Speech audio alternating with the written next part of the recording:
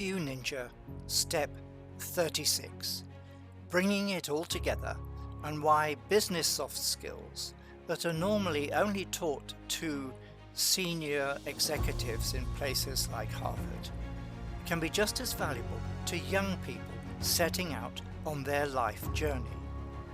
Time spent on these IPL steps will yield you a very high return on investment. You will know what you're doing, why you're doing it, and have a far better chance of personal success.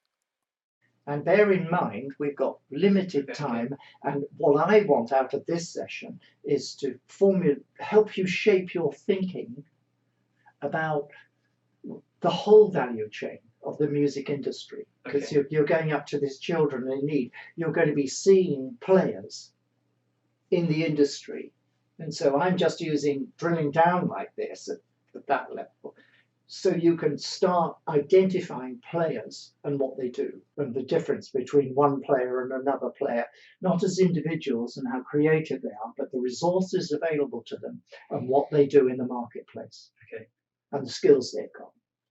So these people are they are a company funded by the government to pick up young groups and put them into the creative environment that they need to be in. So the UK does really well in the music industry. What's it called? It's called Mass Records. I want to summarise. We've had a very loose discussion about value chain analysis. So now I'm going to bring in this. Well, maybe when I get back, we can do it. I'm going to summarize the key areas to consider so you can develop your own exercise for the industry you are interested in. Start by naming the industry, for example, oil and gas or green energy, retail, can be anything. Then try to identify the major organizations and what products and or services they offer. All right. So we're coming back to this thing with the exercises. Highlight the industry players and businesses. Okay. So we've touched on a few. There's the people who create the content. There's the visual element to it. There's the government departments that fund certain initiatives.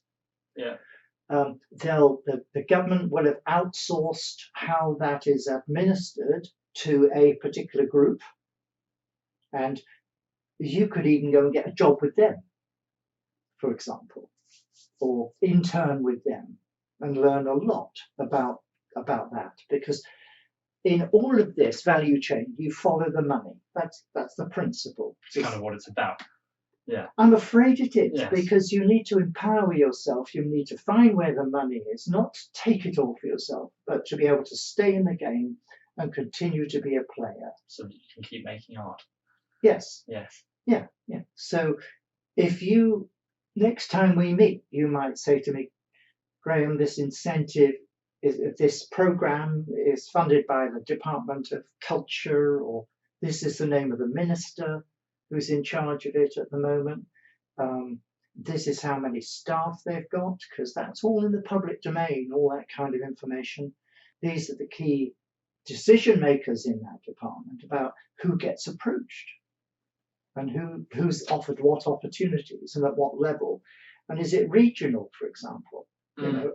Is the system set up so they have to give a certain amount of money to Scotland and to Wales and the West Country, whatever. Okay, how does that work as a source of money? Because with money, there's places you can go to get it, and there's places it's understanding where the flow of the money in the value chain.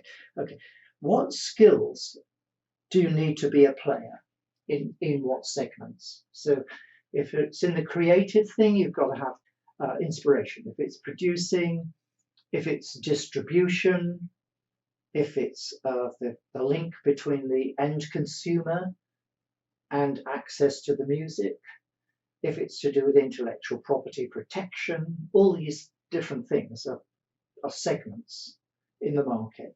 What are the barriers to entry? Well, having a studio available is an obvious barrier to entry, or having the right contacts to be able. So here's a studio, you've got your studio, you've had your people come in, they've produced the content, you've got this file of information.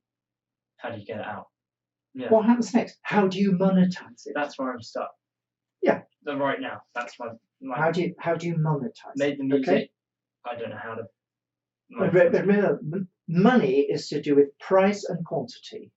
It's a very significant thing to understand. So there's a thing called SPQR, small profit, quick return. So do you sell an LP for 10 quid or 20 quid or 5 quid, or do you give it away? Because you're trying to create a market. Yes. And it's about quantity and volume, if you like, it's another way of expression, and the price you charge. And if you're a new entrant into the market, you might charge a low price and hope to build up your market share. So understanding that dynamic is important. Where can you realistically play? So you need to start thinking about yourself and where you're at, and then develop a strategic plan more clearly. You won't be able to do that until you've analysed the market a bit more. So this, I'm going to give you this in this craft form as it is now. It's about understanding market structure and value chain. There's the two elements to it. Okay, what's the market? What's the new modern industry, the music industry market look like? Where's the money come from? Where's the money go to? So obviously it comes from the pockets of the individuals who buy the music, or the government subsidizing it, or perhaps other places.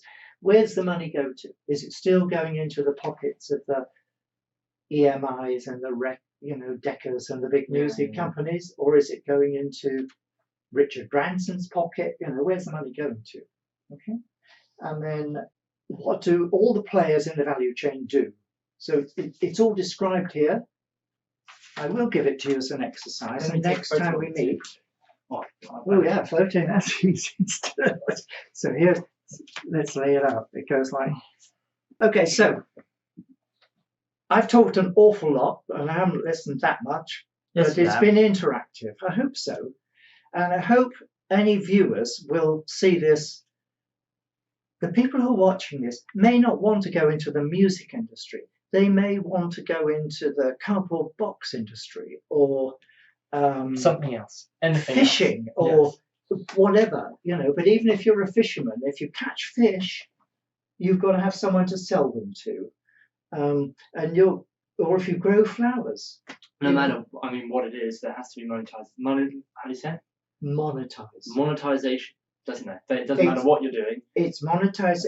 It's the value chain from the creation, or the growing, or the finding, the digging up, through to the money. And who gets the money? How is the money divided up? On its way back to the original producer, and understanding that value chain from where you want to position in that market, say. Party on. This has been a relatively short step. By now, we've covered value chain analysis pretty fully, and you should have a good idea of how to evaluate different industries and your own role in each of those industries. And what we're hoping is you're going to start taking a more enlightened view about what is work. What kind of companies, businesses, or organizations are you interested in approaching as you plan your future? And what skills are you going to need to develop? How are you going to prepare and build your personal power?